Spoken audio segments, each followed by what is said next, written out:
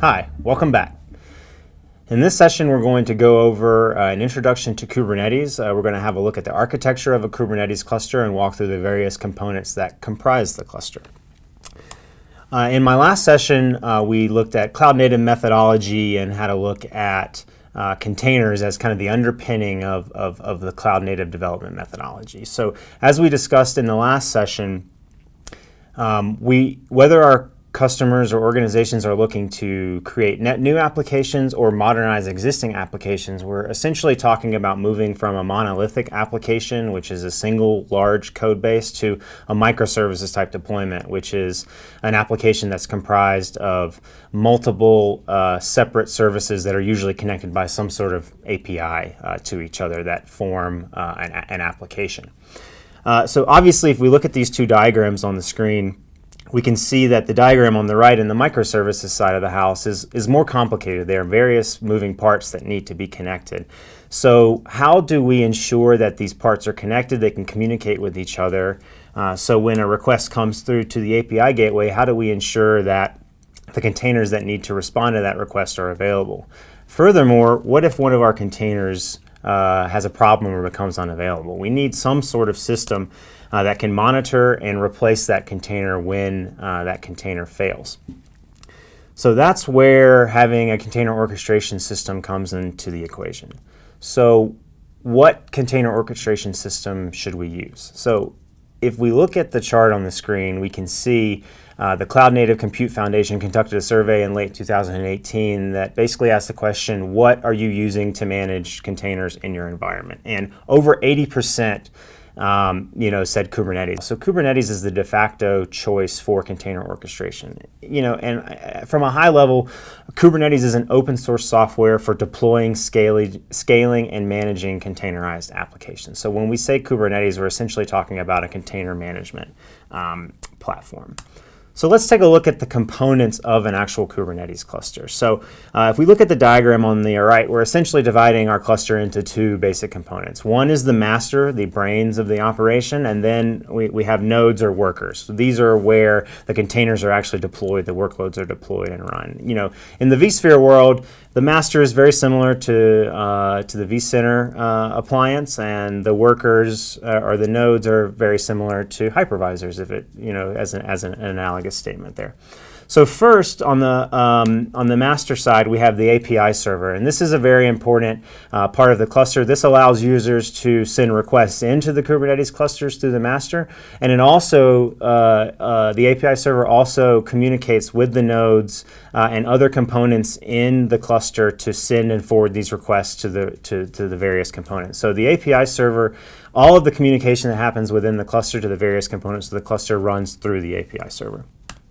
Next, we have etcd, and this is a key value store for cluster state of our Kubernetes cluster. So what is the state of our nodes? What is the state of our applications? All of this is stored in etcd. So this is a very important component of the cluster as well. It's essentially our single source of truth. Next, we have the kube scheduler, and it's exactly what you think it would be. This is what schedules pods on worker nodes. So it takes things into the account like, what are the resource constraints of my node? Am I over deployed on one worker node? So let's deploy the pod to another. Do I have affinity or anti-affinity rules in my pod spec to say these two pods can't run on the same node, et cetera, et cetera? Or does my pod have resource requests or limits that make it more suitable to run on worker node 1, 2, or 3. So these are the scheduler takes all of that into account when it places the pods on the worker nodes.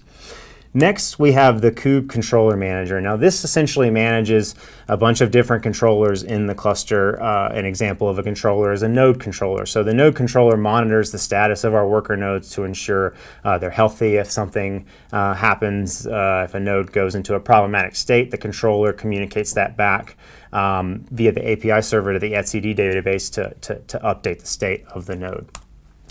Next, we have the Cloud Controller Manager. Now, this is a very important component of our Kubernetes cluster that allows the Kubernetes primitives to communicate with the infrastructure that it's running on. So in our case, for instance, when we're running our Kubernetes clusters in VMC, this allows for our Kubernetes clusters to communicate with the underlying storage and the underlying networking to create resources in our cluster that are paired back with the vSphere constructs. So when we say cloud, this is really just a third-party infrastructure provider. So it could be a hyperscaler or a public cloud if our clusters, our Kubernetes clusters are running there, or it could be vSphere with VMC as an example. So that covers it for our master components. Now, if we look at the node components, the first thing we want to talk about is the kubelet. And this is essentially an agent that runs on the worker nodes that's responsible for ensuring that pods and workloads are running when they get requests from the API server when from the master node. And next we have the kube proxy. So the kube proxy is very important because it ensures that pods can communicate with each other when required, even if they're running on separate nodes on the private network within the Kubernetes cluster. It also is responsible for exposing and ensuring workloads that need to be accessed from outside the cluster can be accessed. So network traffic can travel into the cluster and get to the pod that it needs to get to, and vice versa. So the proxy is a very important part from a networking perspective as well. And finally, our cluster is not complete without some sort of container runtime. So Docker is the default container runtime in Kubernetes world, but there are also other container runtimes like Containerd or Cryo that are available as well. So those are essentially the components that make up our Kubernetes cluster. Well, let's walk through what it looks like for a user to deploy a workload in a Kubernetes cluster. So first, our developer has a YAML file that defines the type of workload that they want to deploy. So the kind of workload that we're going to deploy is actually a pod, and we'll talk about that in our next session. About the different various components of the resources and what type of resources we're deploying. But for now, a pod is essentially a wrapper for a container. So we'll go into that in more detail later. But we also define the name of the resource, so the name of our pod, in this case is Nginx. We can label it, so app as web server. And then we also tell the cluster, okay, what type of container or what image do we want to power this pod? So in our example here, we're using the Nginx container to run our image to run a container in our pod. So we have you can use JSON as well for these. It seems to me, from my observation, that YAML is kind of the standard because it's just a little easier to read from a human readable perspective. But you can use JSON as well. So we have our YAML file, and then our developer uses the kubectl tool to pass that YAML file to our cluster via the API server. Now, the kubectl tool is very important in interacting with our Kubernetes cluster, as it's the command line tool that allows us essentially to communicate and interact with the API server of our Kubernetes cluster. So it uses a kube config file that contains information such as the host name or IP address of the master server, as well as a bearer token to allow our user access into the cluster. So that's how we kind of police access into our Kubernetes clusters with kube config files. So our developer uses the kubectl tool to pass that YAML file to our API server. Our API server writes that to our etcd database and then feeds that back to our developer via the API server to say, okay, our pod has been created. Its name's web server. We're in the process of creating that. So then our scheduler and controllers communicate with the kubelet via the API server. The kubelet calls the Docker, the container runtime, or Docker in this case, and pulls the image down, creates the container, and runs the pod. So now that the pod is running, the kubelet communicates back with the API server, which writes to our etcd instance that, okay, our pod is been deployed on this worker and it's running. So when our user uses kubectl to get the status of their pod, the API server reaches out to etcd and then back to our developer to give us a status. Our pod is running. It's been running for 7 minutes, 0 restarts, so we're in a good state.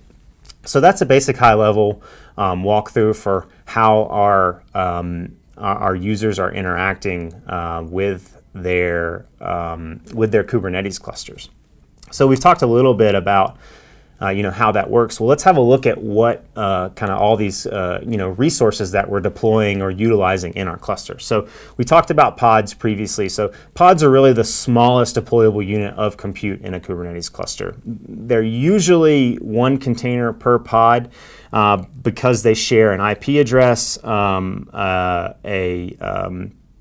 a set of storage resources, as well as compute resources. So usually we have one container per pod. There are use cases where we have more than one or two containers per pod, and that's when we want two containers that are very, very tightly coupled. So one example of that is sidecar containers, which, as an example, we have something like a log watcher or a log shipper for our web server that ships our logs from our web server out to some log aggregator somewhere. So those are tightly coupled.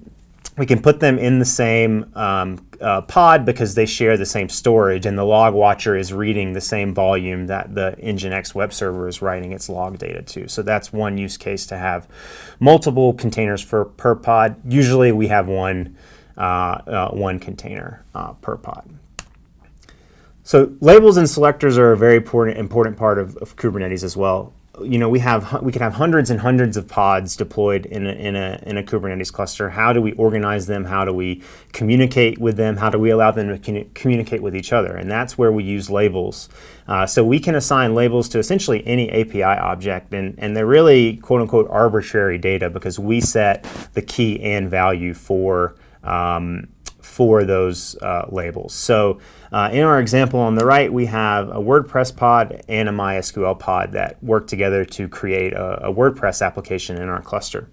So we can use a label a set of labels to label both of the pods with the app WordPress label, but we're going to use the tier label to do tier front end for the WordPress pod, as it's our front end pod, and then use tier back end for our database or MySQL pod. So this allows us to, we can query the cluster to get all the pods in app WordPress, and we can also query the cluster to give us all pods in app WordPress and tier front end. So this gives us the ability as the user to get information about our applications and kind of organize our applications. But it's not only important for end users of the cluster, we also want services and other things within the cluster to be able to find the workloads that they need. And so that's where label selectors come in. So this allows users to identify a set of objects. So in our example to the right, at the bottom, we have 3 pods that have the tier front end label, and we tell our Kubernetes cluster,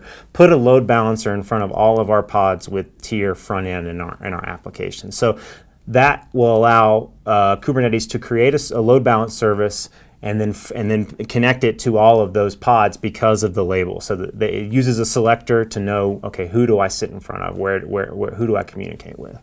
So that brings us to our next point of services. What is a service? So a service is essentially a collection of pods that's exposed as an endpoint. So if we want a group of pods to communicate with each other, we essentially put a service in between those pods and allow them to communicate, whether it's front end to back end with a database, or even loggers or things of that nature. And there are really 4 types of services, and 3 main types, as external names are not really used that often.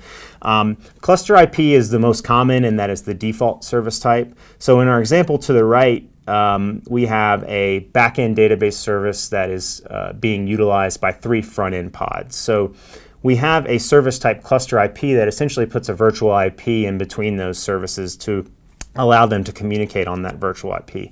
Cluster IP is only accessible from within the cluster on the private network of the cluster. So we can't access cluster IP addresses from outside of the cluster. So that's where load balancer and node port services come in. So if we want to expose those front-end pods to external users, we can use something like a service type of load balancer to create an external IP and serve it out to external users.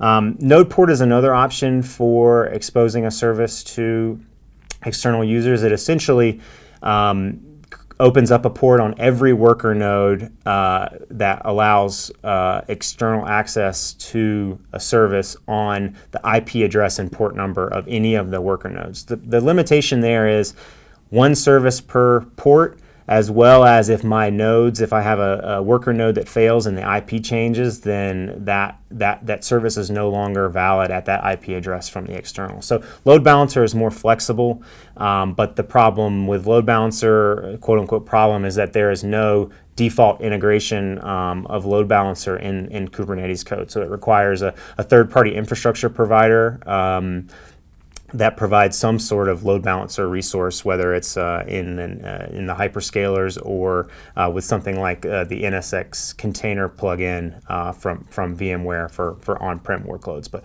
we'll talk about the load balancer resource in a later lesson at length.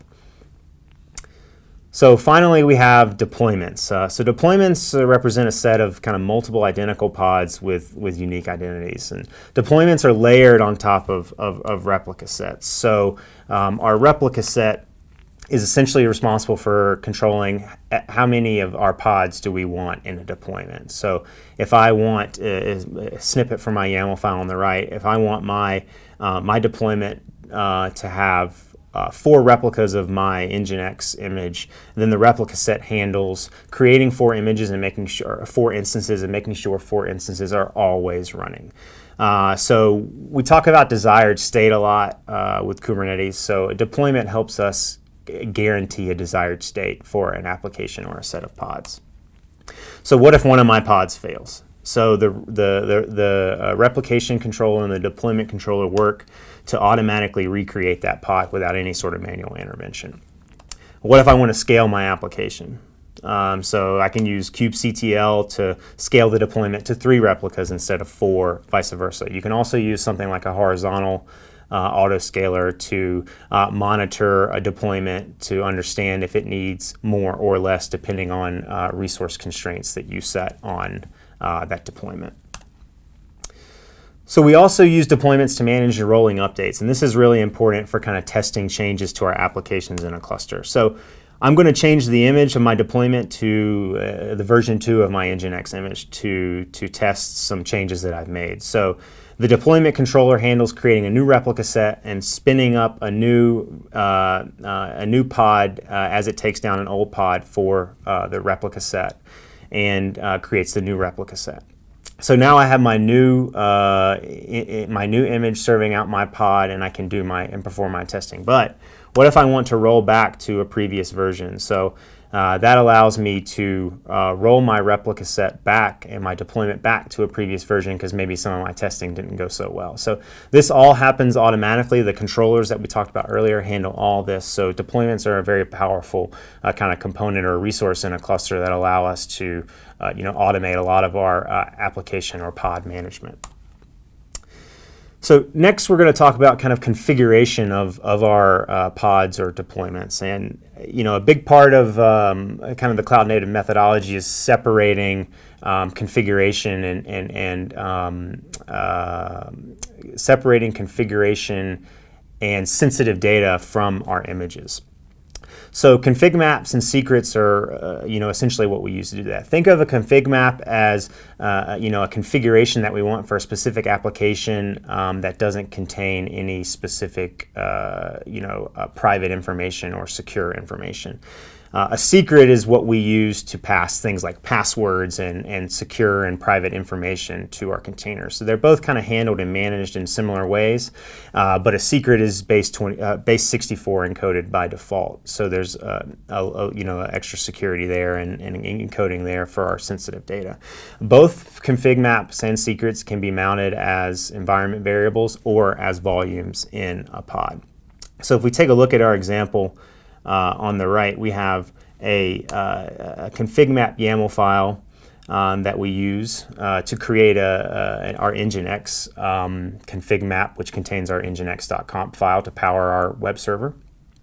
Then we create our Nginx deployment, which creates a single pod with the Nginx image, and we define a volume mount in our YAML file for our deployment that allows the Nginx pod to mount the Nginx config map, so the Nginx pod can use the Nginx conf that we've defined in the config map. So this is just basically a way to perform configuration, on our workloads. So if we use kubectl to actually enter into the pod, into the container in the pod.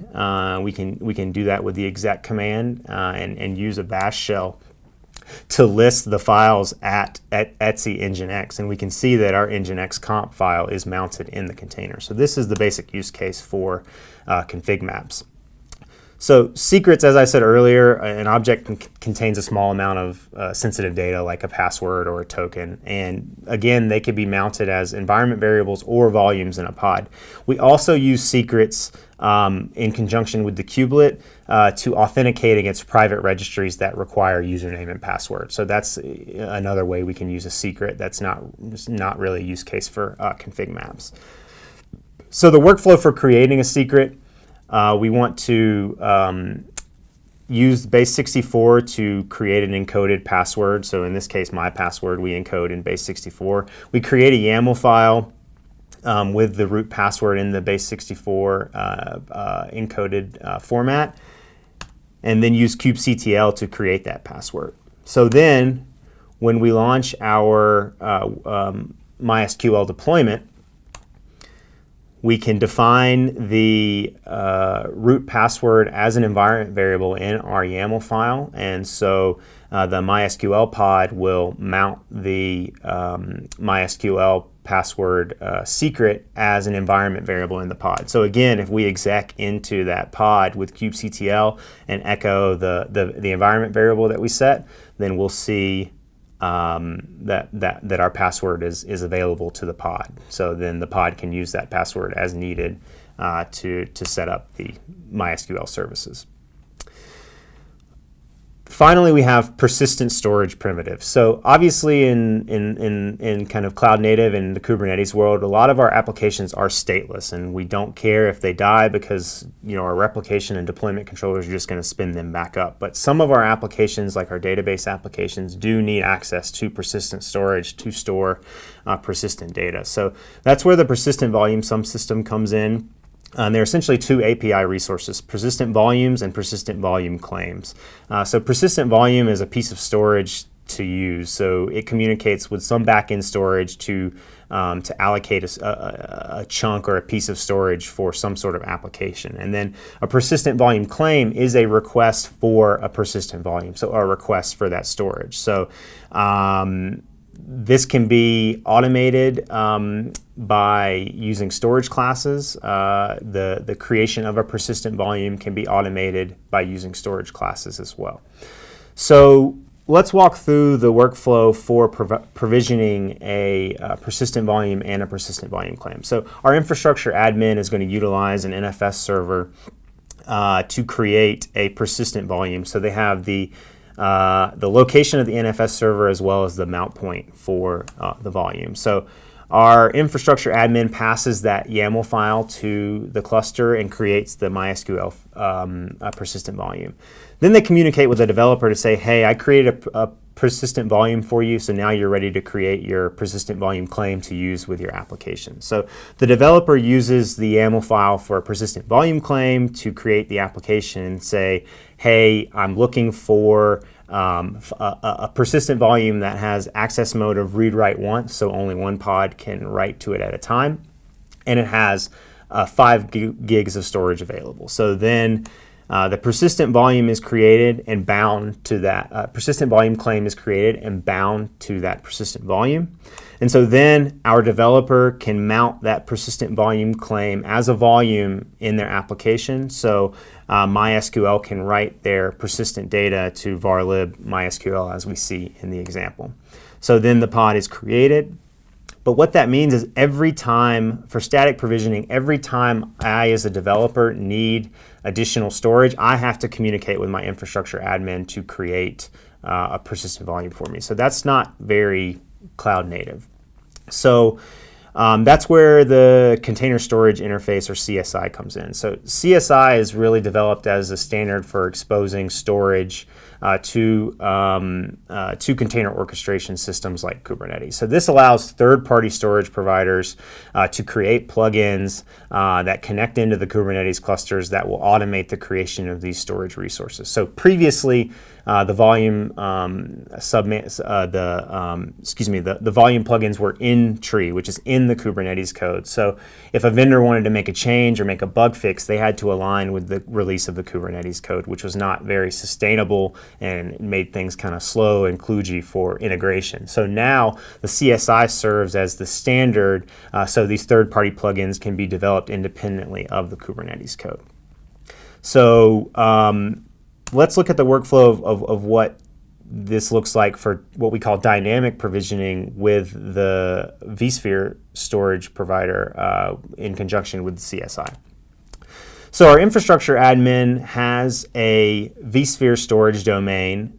They create a Kubernetes, a storage policy for use in a cluster in vCenter.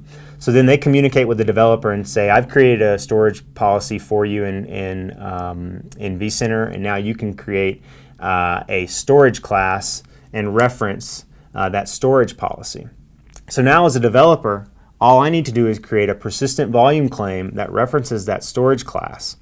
When I perform that action, the CSI reaches out to vCenter and vSphere directly, creates the VMDK that will back this storage, automatically creates the persistent volume, and then binds it to the persistent volume claim. So then, just as before, my developer creates their application and names the claim that they want to use and references the claim, and the deployment is created and bound to the persistent volume claim.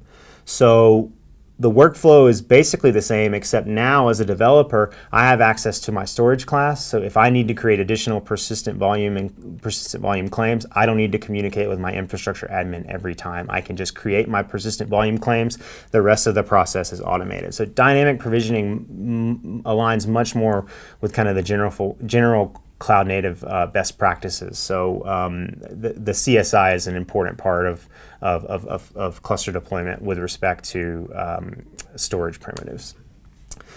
Finally, I want to take a little bit of time to talk about custom resource definitions or CRDs, as they're really important for our next session. So a custom resource definition enables users to add their own custom objects and code into Kubernetes and manage them with the Kubernetes style APIs. So it's really an extension of the Kubernetes API, but it's not necessarily a part of the default code base.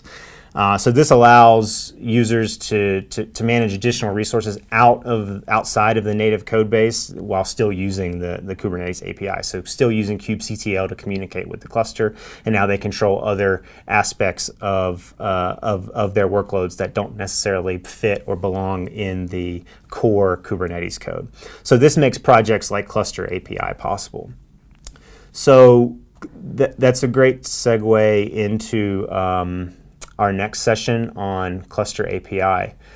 So in this session, we walked through the basics for an overview of the components of a Kubernetes cluster, as well as the various resources that we can deploy on top of that cluster. So join us in our next session when I'll give an overview of Cluster API and what that project is all about, and how we can use Kubernetes primitives to deploy and manage and scale Kubernetes clusters.